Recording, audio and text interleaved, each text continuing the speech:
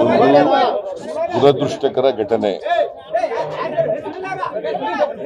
ನೇಹ ಸಾವು ಇದೆಯಲ್ಲ, ಈ ಘಟನೆಯನ್ನ ಬಹಳ ತೀವ್ರವಾಗಿ ಖಂಡಿಸ್ತೀನಿ ಅಂತೇಳಿ ನಾನು ಈಗಾಗಲೇ ಹೇಳಿದ್ದೀನಿ. ಈಗಲೂ ಕೂಡ ಈ ಘಟನೆಯನ್ನ ತೀವ್ರವಾಗಿ ಖಂಡಿಸ್ತೇನೆ. ಅದಕ್ಕೆ ತ್ವರಿತವಾಗಿ ವಿಚಾರಣೆ ಆಗಬೇಕು ಅಂತೇಳಿ ನಾನು CIDಗೆ ವಹಿಸಿದ್ದೀನಿ ಈ ಕೇಸನ್ನು. ಜೊತೆಗೆ ವಿಶೇಷ ನ್ಯಾಯಾಲಯನೂ ಕೂಡ ಮಾಡ್ತೀವಿ. ವಿಶೇಷ ನ್ಯಾಯಾಲಯ ಮಾಡಿ ಇದನ್ನೇ ಪ್ರತ್ಯೇಕವಾಗಿ ಟ್ರಯಲ್ ಮಾಡಿ ಯಾರು ಆರೋಪಿ ಇದ್ದಾನೆ, ನೇಹ ಕೊಲೆ ಮಾಡಿರ್ತಕ್ಕಂಥ ವ್ಯಕ್ತಿ ಇದ್ದಾನೆ, ಈಗ ಅವ್ರನ್ನ ಅರೆಸ್ಟ್ ಮಾಡಿದ್ದೀವಿ, CIDಗೂ ಕೊಟ್ಟಿದ್ದೀವಿ.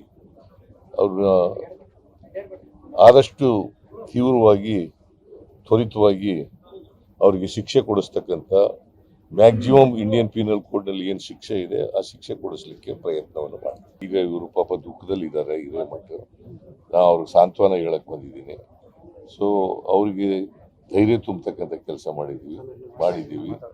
ಈಗ ಅವ್ರ ಜೊತೆ ನಾವು ಇರ್ತೀವಿ. ಅವರಿಗೆ ಆ ಹೆಣ್ಮಗಳು ನೇಹ, ಆ ಹೆಣ್ಮಗಳ ಆತ್ಮಕ್ಕೆ ಶಾಂತಿ ದೊರಕಲಿ ಅಂತೇಳಿ ಪ್ರಾರ್ಥನೆ ಮಾಡ್ತೀನಿ.